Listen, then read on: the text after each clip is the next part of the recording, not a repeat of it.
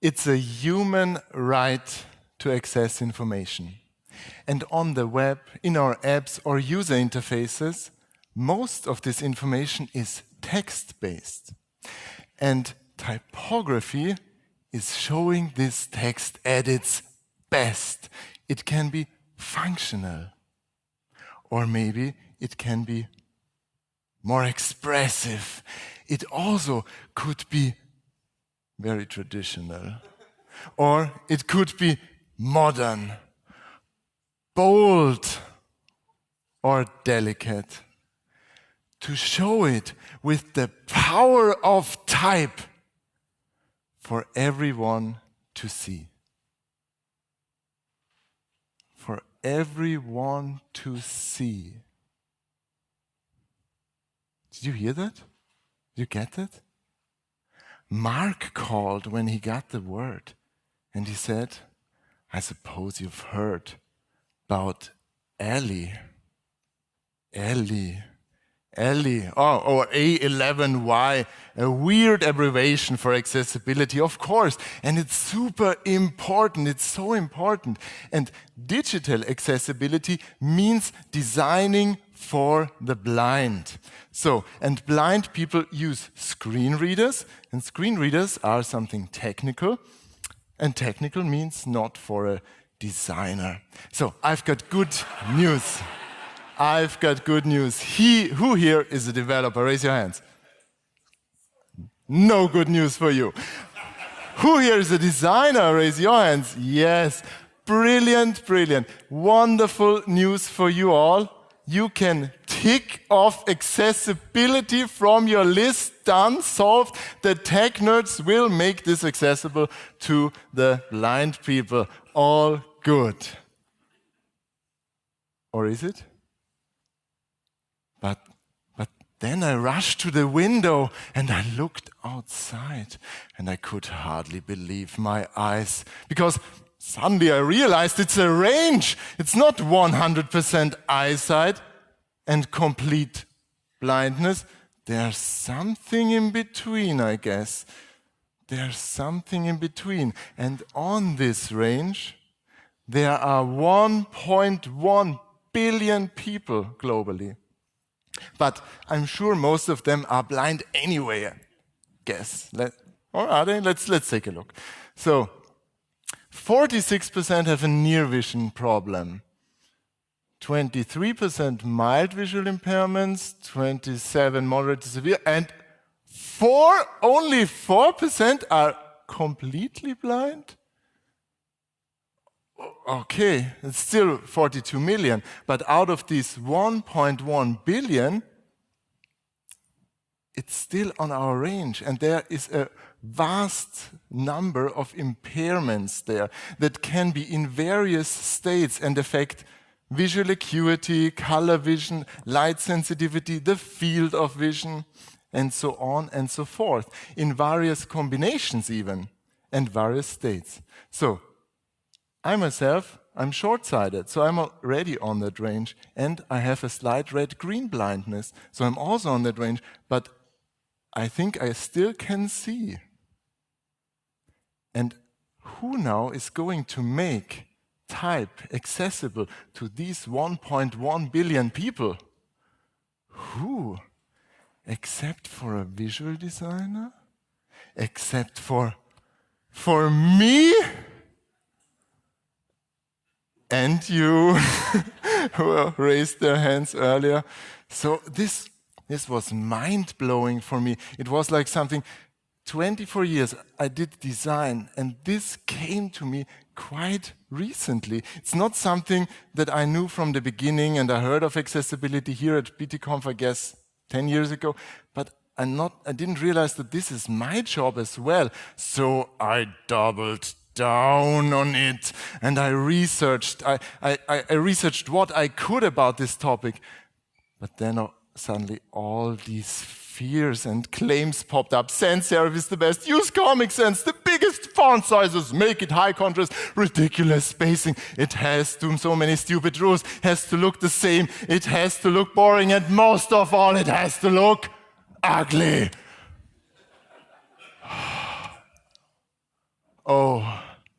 don't know what this means here or where this all will go. I guess there are good reasons, but right now I just don't know, because for 24 years I've been designing next door to Ellie. What the font is Ellie?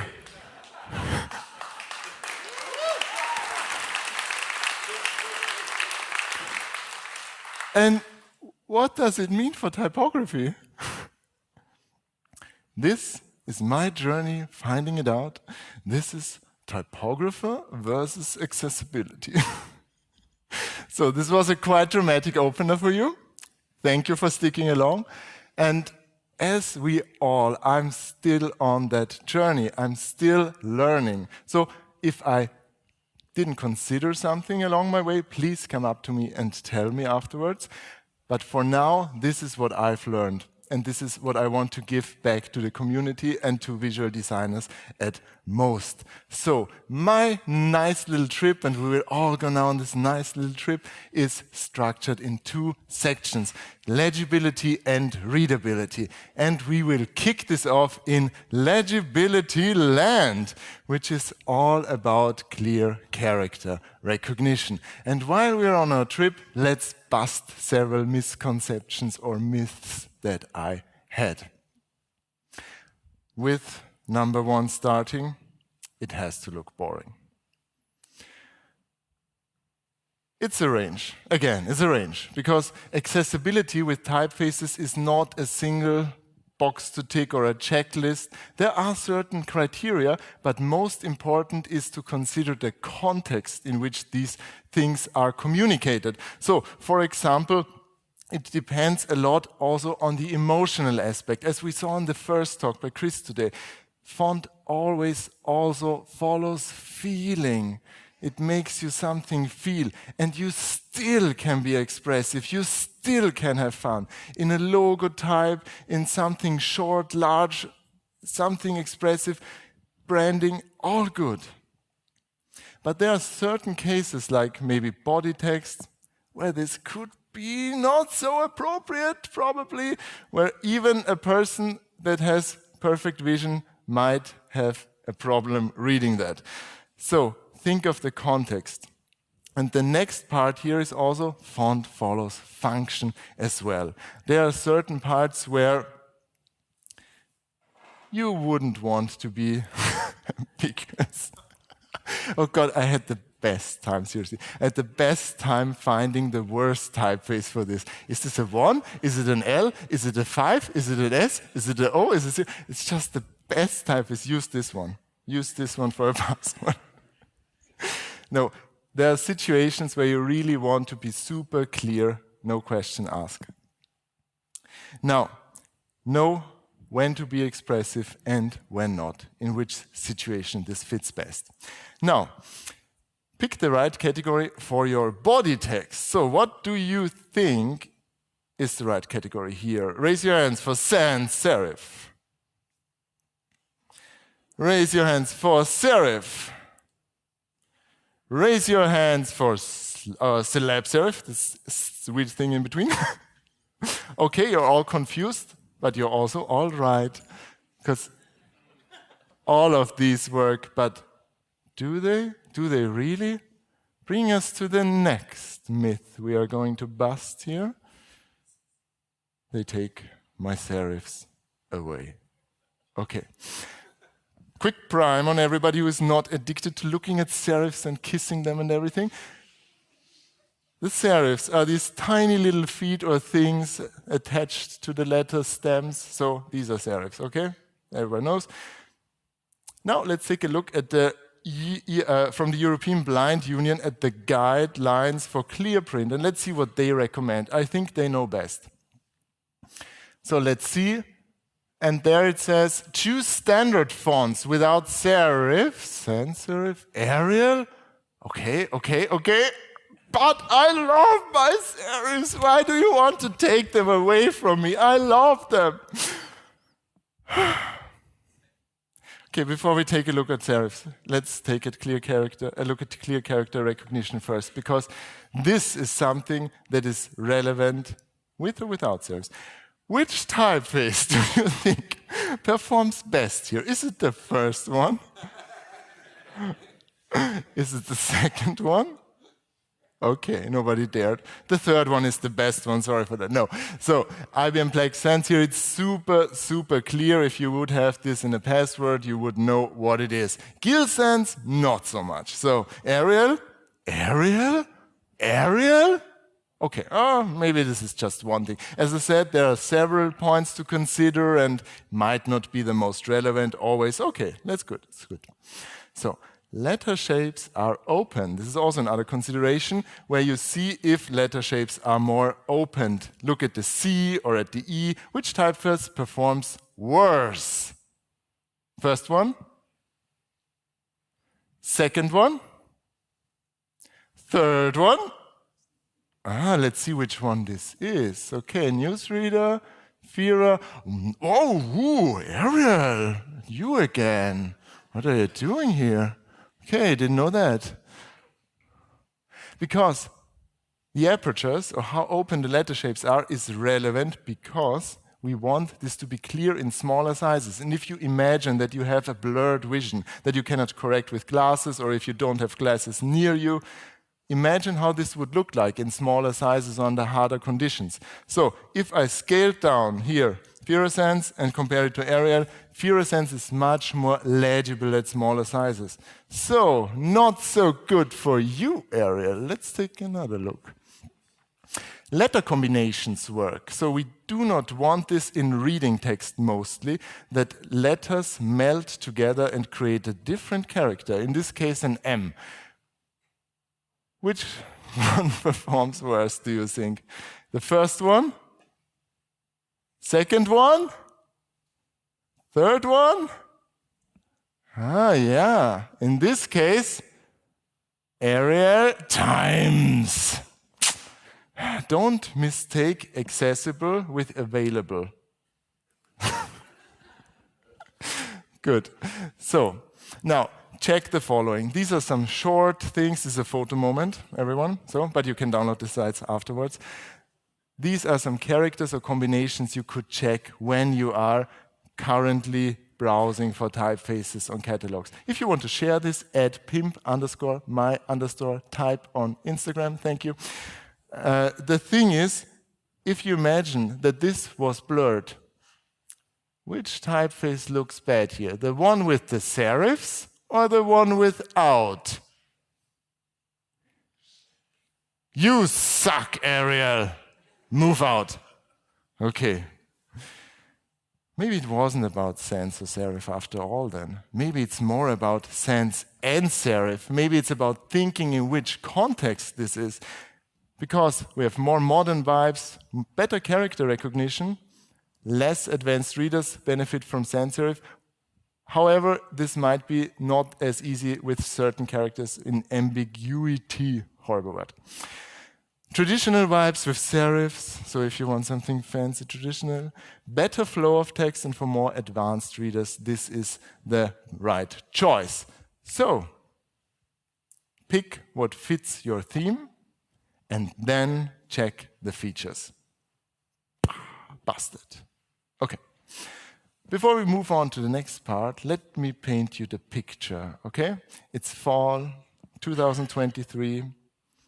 My wife and I, we booked at a fancy hotel restaurant in Vienna. We made a reservation there, nice vegetarian food, wonderful. 70 euros, no show fee. So, that's tough, isn't it? Okay, highest expectations, all right?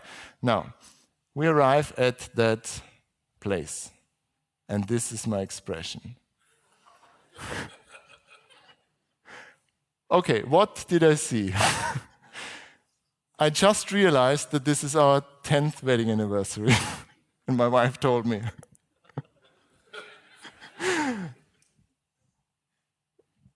The prices are ridiculously high. Something's off with the typefaces. What do you think? 1? 2? 3? Yeah, because of... Ooh! Ah! Mm!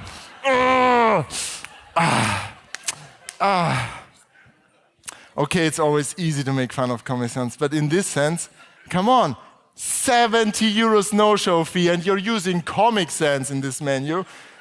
Can't you come up with Arial even? Even Arial would have been better. Come on. So, but really, maybe I just didn't get this because I'm a snobby, stupid visual designer who doesn't care about inclusivity and accessibility because I hate people.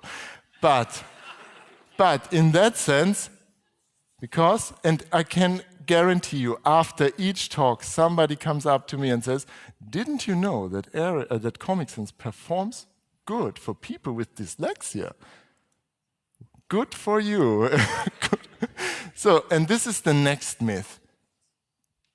I should use Comic Sans. Or trigger warning, everyone who's visually sensitive should look away right now. Even worse, I should use Open Dyslexic. Which means to me as a designer, I have to make my designs look ugly. Okay, let's talk about this. Well, dyslexia. Dyslexia is actually not a disability, it's a learning difficulty, and it involves the skills how to accurately and fluently read and spell words. And of course, there's also a range. People can be affected to various degrees. I, myself, am slightly dyslexic. I'm such a mess. Why am I here? But I'm slightly dyslexic. You can find so many typos on my content. But I hope you found some here. Tell me afterwards. But the thing is, because you do mistake words easily or characters easily, it is suggested to not use mirrored letter shapes. And here in this case, you see on the left side, these are perfect mirrors, or they are just rotated. And in the middle, our good old friend, Comic Sans, yeah, it's more differentiated. Not every character is the same and just flipped. And on the right hand, we have this thing. We have this thing that somehow is a typeface, and somehow the Q got a rock there. It's there, it doesn't know why, but yeah, okay. So, Arial, again, bad one, Comic Sans and Open Dyslexic have no mirrored characters. However, research and also surveys by the Readability group, for example, have shown that these typefaces still perform very poorly, even for people with dyslexia. They perform better for people with dyslexia, but they are still the least popular among them. So it's not to say as a general rule of thumb that this works fine. And there's a nice video with Eleni Beverato, a type designer, about accessible typefaces. You can find this afterwards then and watch it. Please subscribe, hit the bell, and tell me in the comments. So avoid these mirrored letters, but there are other typefaces that don't look like they had an accident, yeah? So, for example, here, Atkinson hyperlegible. It's not, every character is not flipped, but more differentiated. Newsreader, again a serif typeface, interesting. And Schöndorfer Sans, a very playful, friendly, and more contemporary version of Comic Sans. Because what I also can imagine is that this might be a bit more approachable, or pun intended, accessible to people that are dyslexic, because it takes the weight of text out of them, because it's more playful, approachable. But maybe playful and approachable is not always suiting your theme or topic.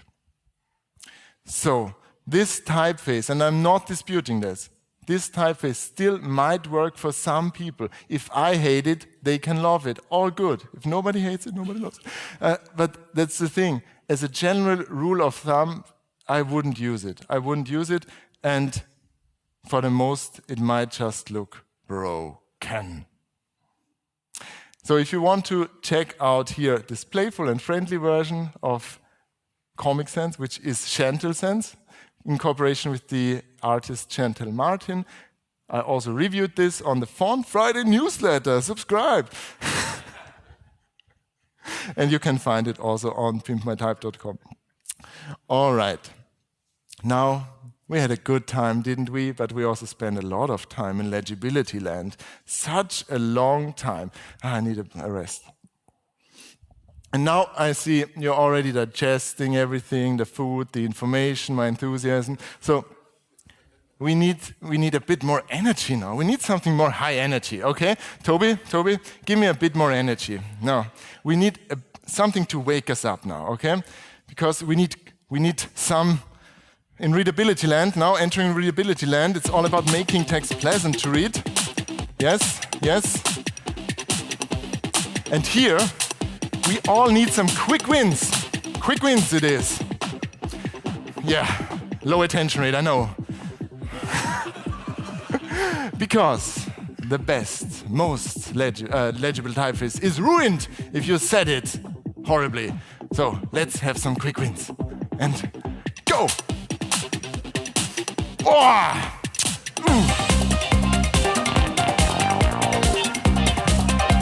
Don't justify text.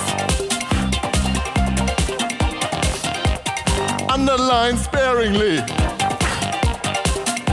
Avoid all caps. Avoid all. It's good. And italicize sparingly. Done. Thank you.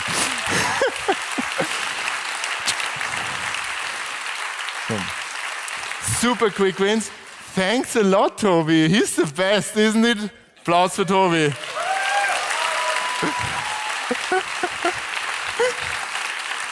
This is just the best.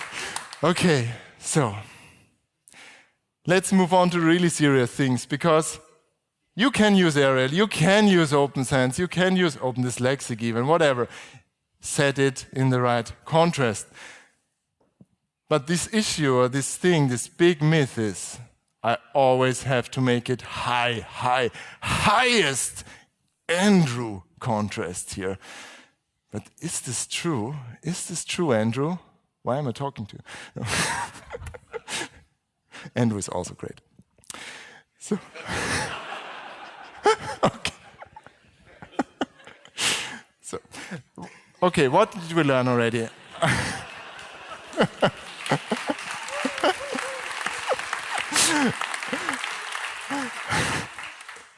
So, as you know, as a famous YouTuber, I'm just so rich. I so much ad revenue. Even this time you're talking, I made so much money. It's incredible. I'm not sure why I'm talking here. But the thing is, I need to invest it somewhere. And I'm cool and fancy, so of course I do it here. I invest in Trade Republic. Why not? But what's here? What's here, Trade Republic? Huh? What's this? 1.64 to 1 color contrast? Should be at least 3 to 1. How can I invest my money there? So this is how it would look like if it was 3 to 1. So this nobody can read, but maybe it's just SEO text anyway and nobody needs to read it. But where these strange numbers come from, 3, what is this at all? What? And now, brace yourself for the best pun. It's time to address the elephant in the room.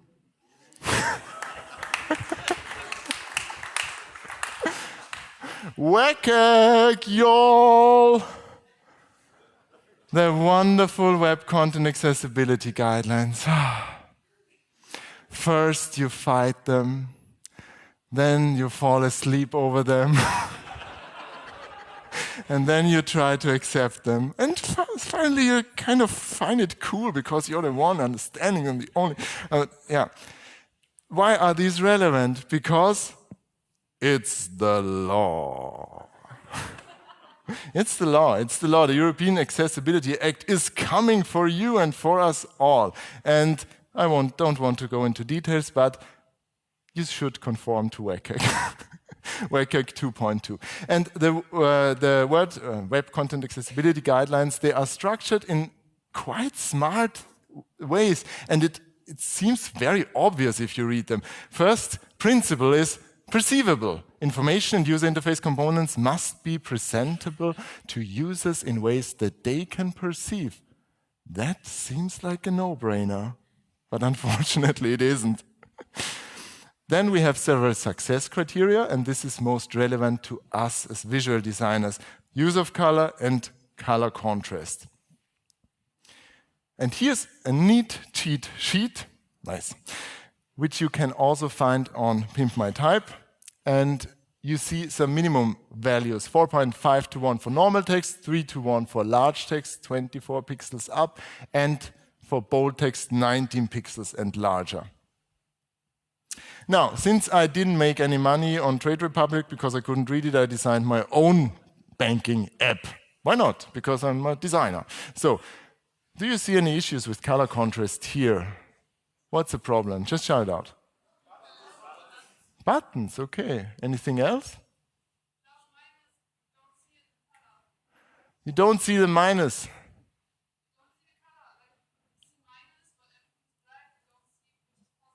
Okay, okay. So it's no differentiation with the color. Yeah. And there's another slight issue. Yeah, please. Could you speak up a bit? Yeah, I got bribe money. Yeah, please. Yeah, that could be, but let's just take a look at something very tiny here. The dates. The dates. It's not very different, but this is the reason why a color contrast checker would make sense. You see, this is a tiny difference for the text, but this is the difference it makes to be accessible or not, for conforming to the guidelines or not. So using this checker. And most of you said, okay, the buttons. So let's take a look at the buttons here. And oh, that's low. Gotta pimp that. So pimping it, also differentiating more between the buttons, and we're all good, all set. So care about minimum contrast and use a tool. For example, Stark is very handy in Figma, or here also a nice plugin, Fontanello, which also tells you which typeface is used, and the color and the contrast ratio, and so on and so forth. So these are some tips. And there's also a thing like too high contrast. We rarely see this in our designs, to be honest. So try to avoid super stark contrasts here, 100% white on black, and 90% is a bit easier on the eyes. Ah! Same goes for the opposite. Yeah, okay.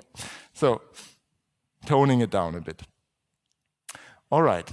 So even with the right contrast, we might have an issue. The text is not accessible if it's too small. So, perfect color contrast, isn't it? But who can read this? And that's the thing, busting myth number 5. I have to use big font sizes, ridiculously big font sizes. All right, we already talked about WCAG. Do you think this text is accessible? Would it pass WCAG? Who says it passes? Raise your hand. Who says it wouldn't pass? Most say it wouldn't, because you should have looked at the alley group there. It passes. There is no rule for minimum font sizes. Font sizes are only mentioned in the context of contrast ratios. So you only should be able to resize this text. Can you resize it to 200% from its original size? Yes, then you're good. So you could have 1 pixel large fonts and it would pass WCAG. So this also means what I learned from so many people talking to, also from Sonia and from Yoshi, and they told me it's a difference between passing a test and making design accessible. You still need to be thinking about it. And font size doesn't mean font size, it's always relative. Here, this is the same font size, but it's 2 different typefaces. And the X-height makes it so exciting because here, Josephine Sands has 52% of the cap height and Roboto 72. So if I scale this down, you can see in small sizes, Roboto still seems very large, and Josephine Sands doesn't. Now imagine this in 1 pixel font size. So even harder to read. Then again, size is always relative. If I'm looking at the screen and it's nearer to me, then I make it a bit smaller. If it's further away, this, for example, what font size is this and how can you calculate this? It's always relative. And I can assume that when you're further away or the resolution is larger, I should scale it up a bit, and the other way around, maybe I might scale it down a bit for the other parts. So, think of the space units as a takeaway, 1 RAM, 16 pixels. But for body text, this still is quite small on a screen, on a larger screen. So this could even be 24, 20 pixels, something like that. And for functional text in your UIs, they can be a bit smaller, but don't go below 12 pixels, really. And even if you have 12 pixels, use a very legible typeface with a large X height or tall X height, like Roboto, for example, here. And as I said, there's no minimum font size, but at least 1 RAM or 16 pixels. All right, now coming to a close here. Using ridiculous spacing is also something that I often hear. Next myth to bust. Let's see. Now, it always depends on the font, style, and size. There can be no general rule. Which typeface could this be? Let's see later, maybe. Because in large, it looks quite neat, attractive, but in the medium sizes, not so much. In the small sizes, very hard to read. Who is this? What is this? What is this? Oh, you again, Ariel. I thought you were so accessible. The thing is here, you need to adjust the letter spacing depending on the size. Because if I increased it here to 2% or 4%, it immediately becomes more readable. And this is because we need to adjust it to the typeface. If I compare this to Atkinson Hyperlegible, it looks kind of good in the medium sizes, but it almost loses its connection in the large sizes. In the small sizes, it could also need a bit more air to breathe. And here I need to adjust this as well. So these are the tiny things. But now when we think of our large blocks of text, our paragraphs, who is turned on reading this? Anyone? No, it's just overwhelming. It's so many letters. I don't want to read this. It's too much for me. So good rule would be to make this a bit narrower. The column should be a bit narrower. Here in this case, 71 characters are a good approach. 60 to 80 characters is a rule of thumb that you can use for your paragraph width. This is something we're used to. Now, it still looks very cramped to me. It's hard to breathe, I feel here. Is it? 0.8 line height. 80%, that's not a lot, that's not a lot. Let's add something. Oh, it's too much, it's too much. Too much air in the room, close the window, doesn't work, no. Okay, much better. So 140% or 150, this is a good rule of thumb for your paragraph. Looks nice now, doesn't it? Yeah, better? Not so much anymore if I make it narrower. Because suddenly what worked for a wide paragraph doesn't work for the narrow one. Because here now, it almost starts to lose structural integrity. Everything falls apart. Much better. So shorter lines can have slightly shorter, less, littler, weniger line height. Yeah. I'm dehydrated. I'll drink. What is this? What? Text spacing? Text spacing? Line height at least 1.5 times? Letter spacing at least 0.12 times? Word spacing? What? What? We just crafted this together. You did all the work, I just observed. But we just did this together. And what says this success criterion? Why? Okay, if we just set it that way, as the WCAG says, let's see what happens. It loses structural integrity again. Doesn't work here. What's wrong here? And if I change the headline as well, no, why? Why? This looks horrific, like a horror movie. Why, Ellie? Why? Why? I'm out of here. No, seriously. We did this now together, and then it looks horrible. I just don't get it. I just don't get it.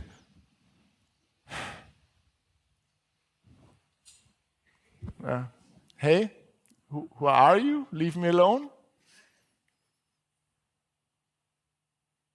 And you're using open dyslexic.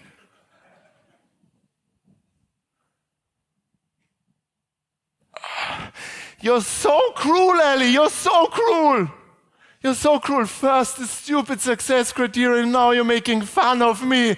I don't get it. I'm hurt. I'm heartbroken. I'm hurt here. Don't you get it? Yes, it is, but I still don't understand. I still don't understand why you made this stupid success criteria. We were so cool. I almost started to feel something. I felt something for typography. I thought you understood that it's a good way to do typography. Thank you. What should I read on? Okay. Content is not required to use these text spacing values. The requirement is to ensure that when a user overrides the author, text spacing, content, or functionality is not lost. Okay, so this means I can actually set it the way I want to. If people can override it, it's fine. Okay. Okay, now I see. Now I feel it again.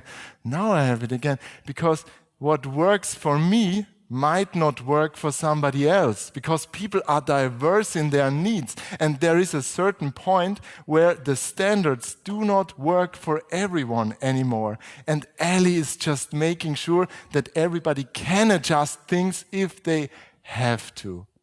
Thank you, Ellie. Thank you. One design never fits all. Never. Maybe it wasn't about one design. Maybe it wasn't about all. Maybe it was just about more. Maybe it was about more people to include, making your design more robust, extending the range from the fringes so that they can use things without assistive technology.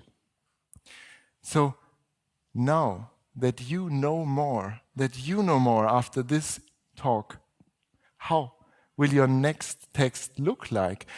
With your fonts, will they really be functional? Will they be expressive but without making everyone's eyes bleeding?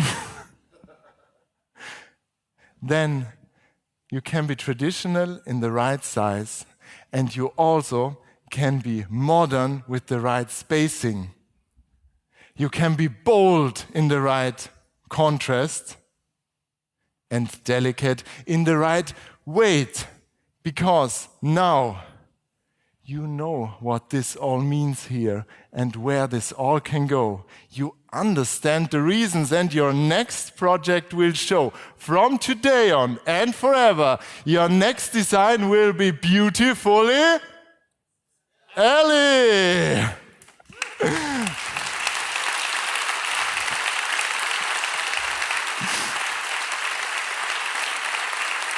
Thank you.